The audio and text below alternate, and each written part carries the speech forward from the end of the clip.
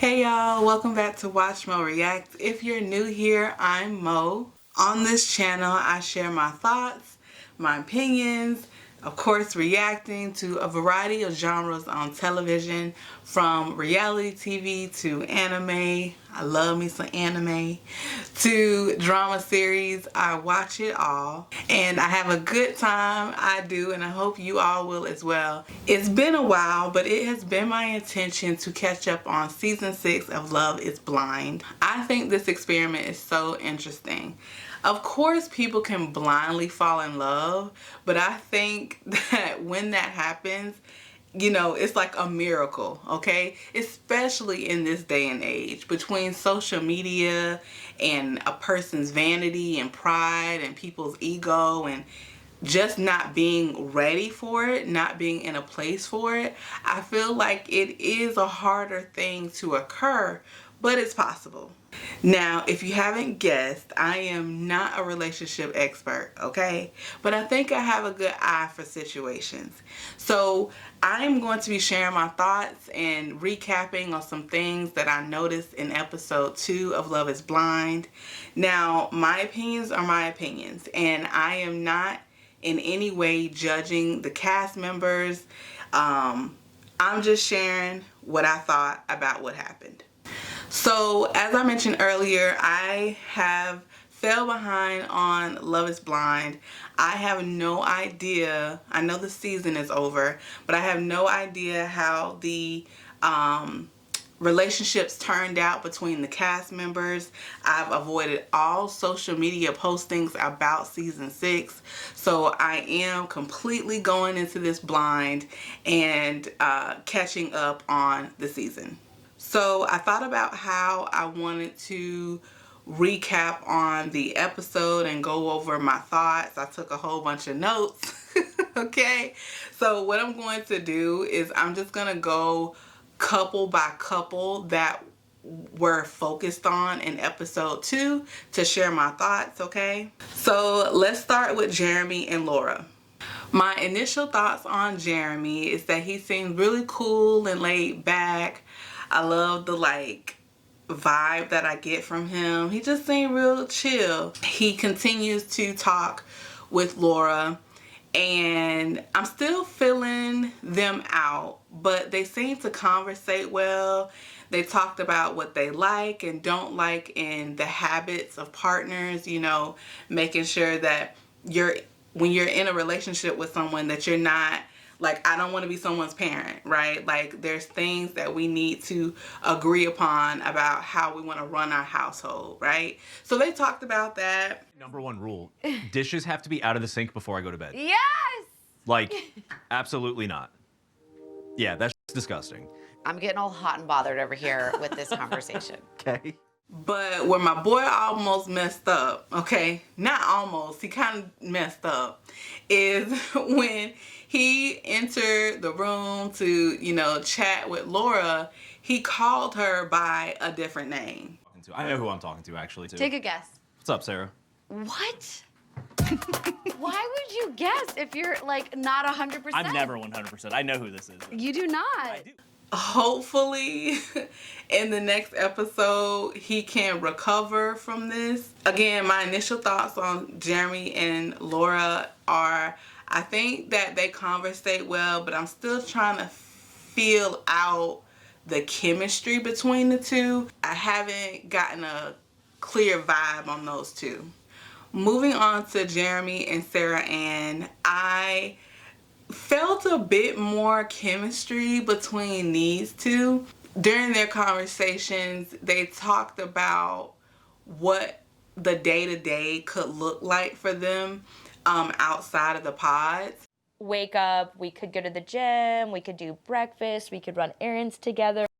Yes. But then on another token, I feel like I kind of just want to chill here and like talk and be lazy or whatever. And then I also could picture of like, let's take the dog to the brewery.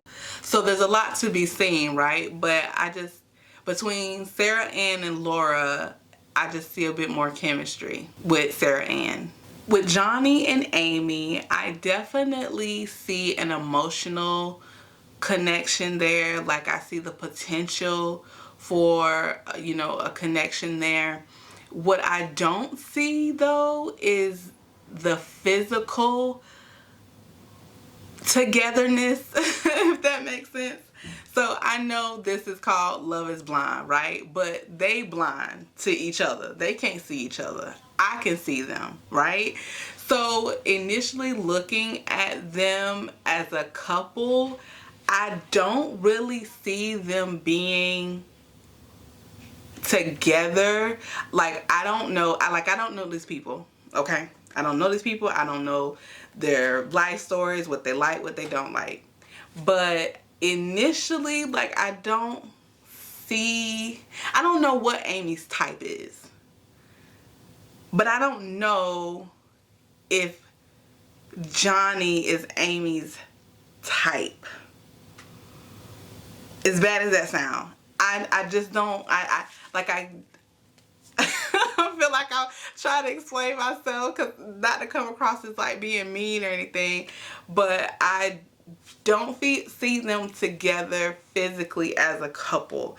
But definitely throughout this episode, they had some really great true, honest conversations with each other, right? Amy lets Johnny know a bit about her family background, and she explains that her brother is in need of a caregiver. At this time, she explained that her father is taking care of her brother. Spectrum of autism and has ADHD. My dad's his legal guardian. If something were to happen, like, I would need my husband to like love my family as much as I do and to like be there with me. And I felt like that, of course, is such an important part of getting into a relationship with somebody, is if you have to make sure that the person that you're interested in and you're trying to build a life with, that they understand all of what you come with, right? And a lot of times a big part of that is family, okay?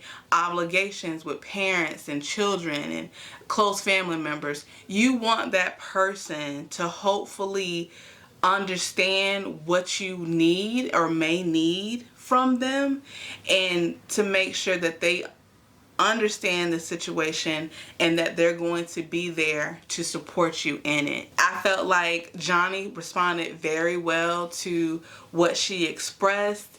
They had a very sweet vibe, and this shows when Johnny unexpectedly lets loose the "I love you" words. The one thing I do want to do is I don't want to change you. I don't want to change you at all. I like you. Like, I love you. Like, You what? Amy, I do love you. Towards the end of this episode, Johnny actually takes that step and gets on that knee and proposes to Amy, and I think it's sweet. So of course there's more to see. I'm looking forward to seeing how their relationship continues to grow in episode 3. So this next couple is definitely one that I'm sure had a lot of eyes on it, had a lot of attention on it, and that is with Matt and AD. For those that watched my reaction of episode 1, y'all know that I was rooting for Matt, okay? My initial impressions of him were that he was very reserved, kind of standoffish, but he expressed that he has had a hard time connecting with others. I definitely wanted and hoped that one of these women would be able to connect with him and bring him out of his shell, right?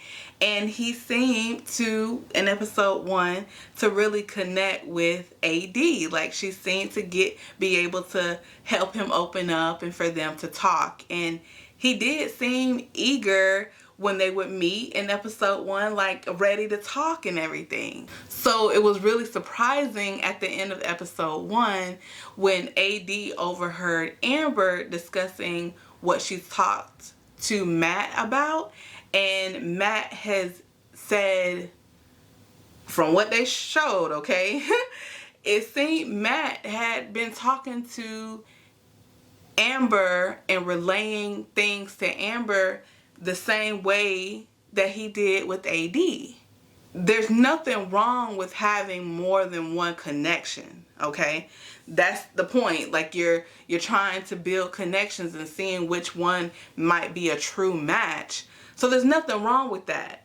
But where he messed up is saying the same things, making plans, like you're telling your intentions to these women like they're the one for you and you're going to be leaving here with them, right?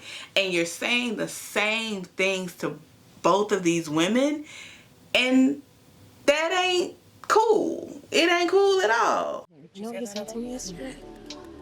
He said, if it's not you, then it's nobody. But that he was saying yesterday? Mm-hmm. Almost verbatim. Said it almost verbatim. Oh. It was like that. Verbatim. So AD and Matt talk, and AD lets him know that she's aware of the conversations that he has had with Amber. And I think he knew, like, pretty immediately he had effed up, like, on some level. Without seeing her, I think he definitely felt her energy. He heard it in her voice that she was disappointed, that she was taken aback by what she heard. And on some level, he knew he messed up, right?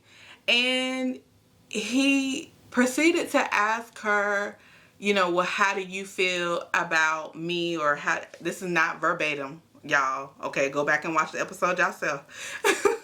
But he proceeded to ask her, well, how do you feel about the situation? How do you feel about me?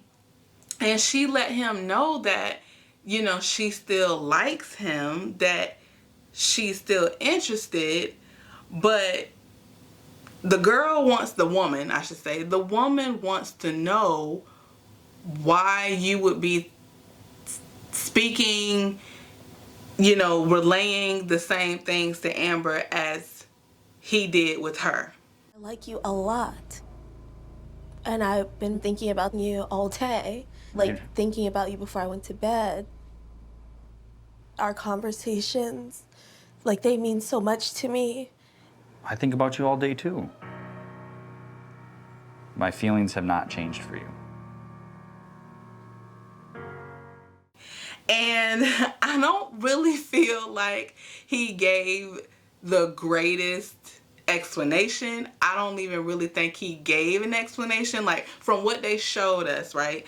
I don't think he really gave her an explanation as to why he was, you know, making plans and sharing his intent the way he was with Amber. He goes into this monologue type situation where he's relaying to her what he believes her expectations are and the wants that she has for a relationship. You watch the show? Mm-hmm. You think me proposing is like the most romantic thing ever. I would love to give you that moment. The moment would be one of the greatest moments of your life. You thought you had the guy who was gonna do it, and you were sure, and then you may get to the end of this and somebody doesn't even propose. I wanted to leave with you yesterday. You did want to leave with me yesterday. Okay. Do you think I said that to her? And that's all good and fine, okay?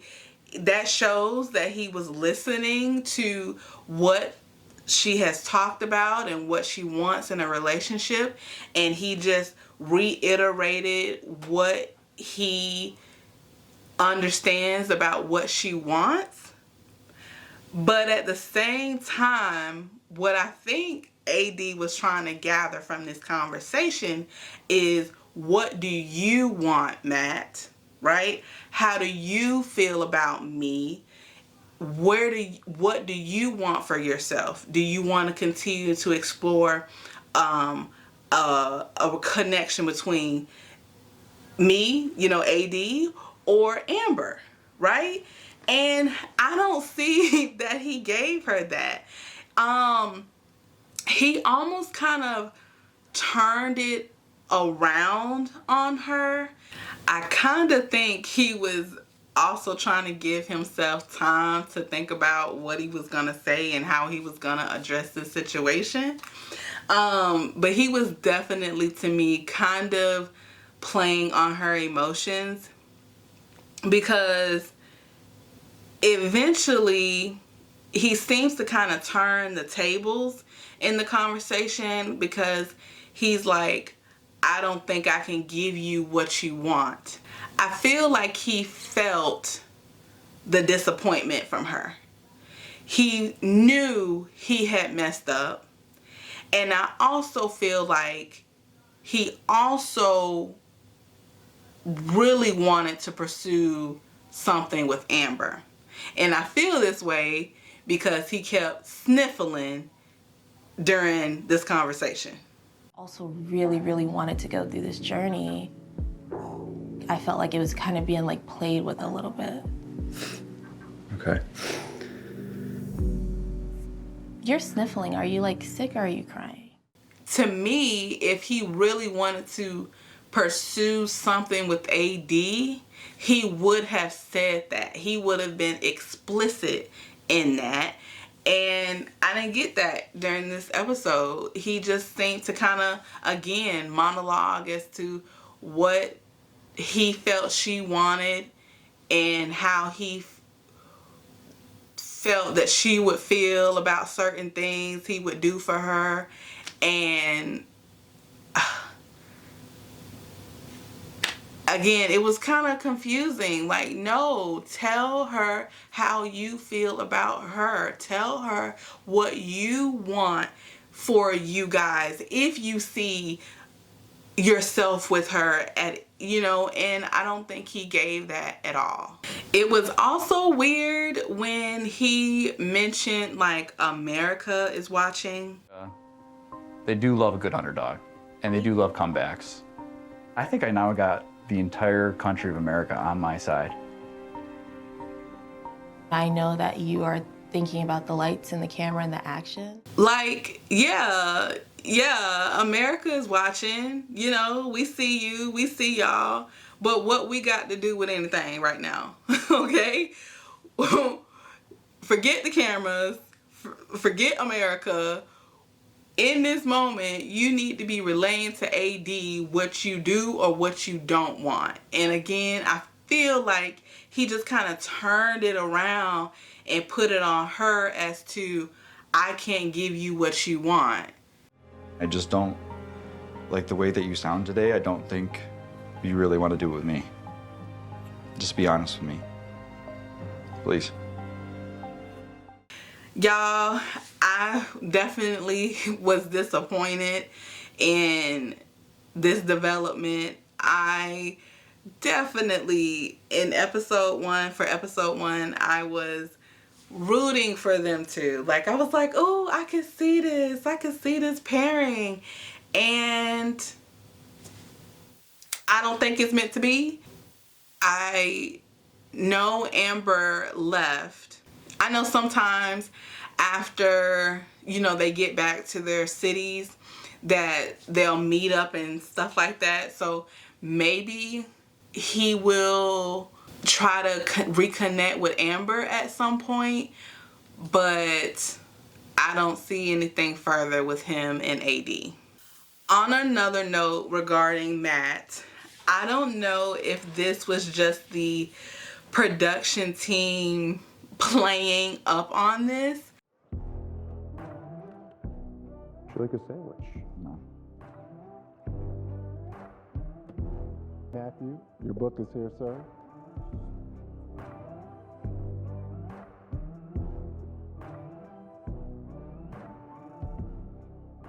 You're welcome.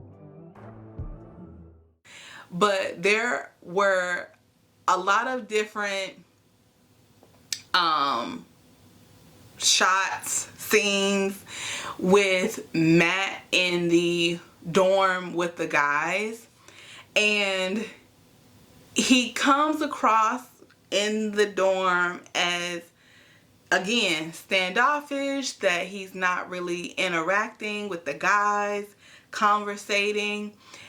And again, I don't know if this was just the production team playing up on this, but at the end of the day, hopefully, Matt did not come to build relationship with the guys. He's not there for them, okay? He's hopefully there to find his wife. And I know a lot of the guys were maybe put aback by his demeanor towards them and him not really interacting with them. And, you know, on one hand, I can understand that. Like, you living with this person, you know, for I don't know how long they in the dorm, but you're living with this person from the time being, and you want to maybe feel like you can be social and talk with this person, but he not he's not there for y'all. He's not there for y'all. So I just felt like, because especially I think it was Jeremy at the beginning of the episode. Jeremy kind of like I don't know, he was teasing Matt about Matt not talking and not, you know, interacting with them. And again, on one hand, I get it. You want to try to be social with the man, but at the same time, he's not here for y'all. If he don't want to talk to y'all, he don't got to talk to y'all. Apparently he doing enough talking between Amber and AD. Okay, so I just had to touch on that situation because I kept noticing that they kept showing him interacting with the guys or not really interacting with the guys. So I thought I would touch on that. So after AD talks to Matt, it looks like she goes and talks with Clay. And from the first episode, I did not get the greatest impression of Clay and his readiness for this experiment. Clay mentions in episode 1 that he has had some things that he has had to work on over the years, right? His appearance and his habits. He mentioned that he had also been working on his ego and stuff like that. And that's all good and fine. Like, I'm Commander Dude, right? Like, he understood that there were some things that he needed to work through, and he's working on them. Like, we're all works in progress, okay? But I was a bit concerned about his like emotional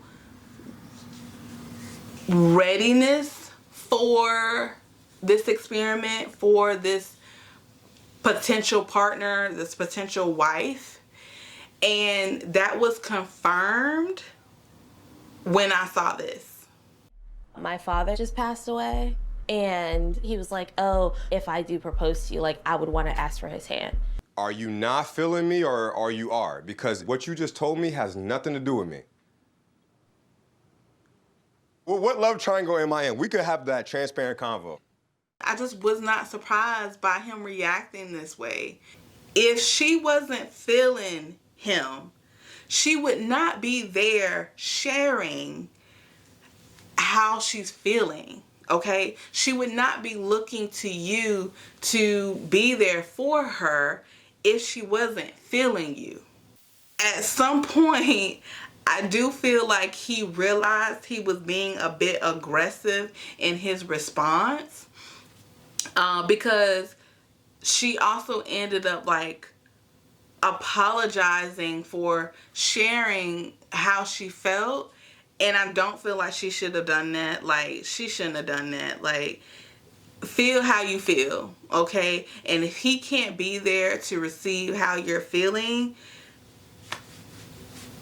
maybe you need to move on. And I don't feel like Clay is emotionally ready for a spouse as of episode 2, okay?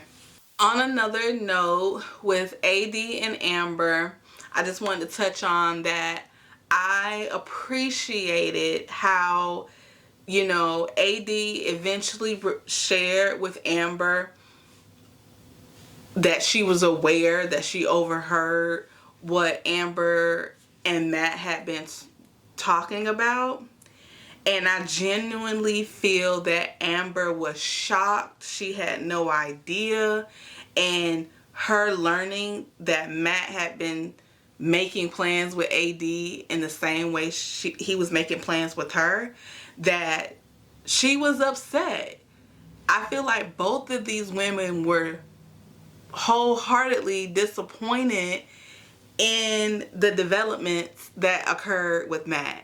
But I do appreciate how they were there for each other in that moment. I'm so sorry. I know, but you don't have to be. No, I do have to be, because I know I'm a blabbermouth. I just truly, genuinely did not think that Matthew just being the told one her- that he is would do that. Right. Yeah. I'm not a joke. But I'm sure this situation with Matt, for both of them, put a bad taste in their mouths, right? I hope, again, I'm looking forward to seeing how the season goes, but I hope Amber does eventually find someone she can connect with. But from what I saw, she really only had a connection with Matt. So her deciding to leave, I know it was a hard situation because she came there to find her person.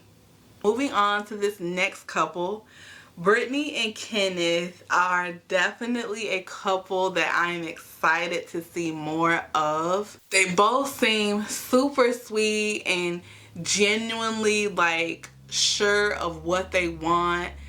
They connected on a spiritual level and of course on their career paths, as they both have worked in the education field.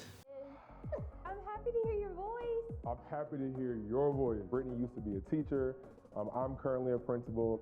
She also loves God. And when Brittany shared that with me, like I was immediately like, I want to spend more time with you. My mind. I definitely see this as a couple that has potential. They look good. I think they look good together. And like I want to be invited to the wedding. Like I hope like that this couple works out. So we have much more to see, in my opinion. Now, Mr. Jimmy. In episode 1, Jimmy had some very important information shared with him from Chelsea and Jessica, right? In episode 1, Jessica revealed to him that she has a child. And she expressed why she doesn't lead with that when she's dating or at least in this situation, why she didn't reveal right away that she had a child. And with Chelsea relayed to him that she's been married previously. And I don't know what it was, but his reaction to both of these women sharing their truth, sharing their journey, his reactions were kind of lackluster. And more so with Chelsea, there seemed to be like a really awkward pause after Chelsea told him that she had been married previously. I got married.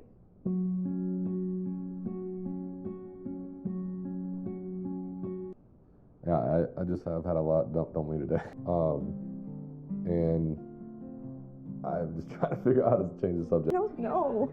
I told him I was divorced and it was like, his reaction was super weird. I don't even know.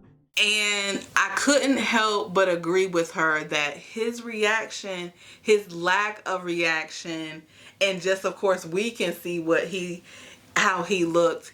It was weird. And maybe he just needed, not maybe, I know for sure, he just needed some time to digest this information.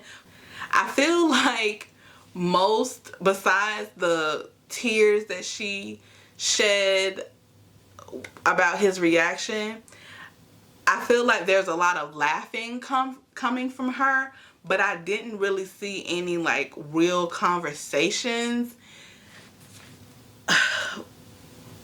between them. Like, no, I can't even say that. Because they did talk about, like, he talked a little bit about his upbringing and, you know, his successes and him going to college. And so they did talk about that, but I didn't really see any hardcore conversations about marriage and children, and I didn't see none of that. There was a part where Chelsea asked Jimmy, has he ever been mistaken for a celebrity? And I felt like she shouldn't have done this. She proceeded to tell him that she's been mistaken for Megan Fox. And don't get me wrong, Chelsea, beautiful woman, like, I love her eyes, and she has a beautiful smile, like, beautiful woman, okay? But here's the thing. Y'all are in a situation where you can't see each other, right? And you telling this man, and most men, I think, are visual. They visual creatures, okay? And you proceed to tell him that you've been mistaken for Megan Fox. Now, all he can think about is that you look like Megan Fox. Oh.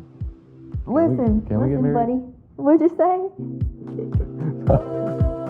And I feel like it's just setting up a possible, I don't know, thing, a possible negative reaction. Because again, I don't feel like, at least from what I saw between what he was told by Jessica and Chelsea, I don't feel like he reacted very well. So her telling him that she's been mistaken for Megan Fox is setting expectations that might not meet what he sees, and he might not react well. Regarding Jimmy and Jessica, I don't know if they're a match either. And I feel that way because Jessica to me comes across like she's firm in what she wants, what she needs, her expectations, because she has a lot going on in her life from what it seems, right? And if y'all watch the episode, go back and watch the episode if you haven't, okay? She seems like she has a lot going on in her life. She's a mom. She has responsibilities. And she needs a partner that's going to be there, you know, front and center, supporting and getting things done. Moving along to Chelsea and Trevor. Just based off of what I saw, I feel like Trevor and Chelsea have more chemistry. Chelsea seems like a laugher to me, right? She laughs a lot, it seems, during the conversations that she had with Jimmy. But with Trevor, not only was it laughing, they really seemed to have a good conversations. The energy was different. I felt more chemistry between the two.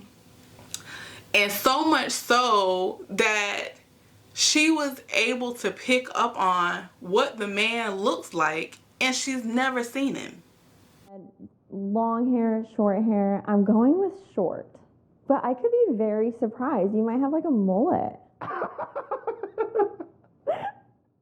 So those are my thoughts, my observations on what took place between the cast members of episode 2. So as of right now, here's where I stand on the pairings. I see potential with Kenneth and Brittany, Trevor and Chelsea. I see maybes with Amy and Jimmy and Jeremy and Sara Ann. I'm not so sure about Jeremy and Laura, Jimmy and Jessica, and Matt and Amber. And I'm thinking No Way Jose with AD and Clay, and of course AD and Matt. Definitely let me know down below what you thought about what occurred in episode 2. Share your thoughts with me. I'm definitely interested in getting y'all's perspective, y'all take on this.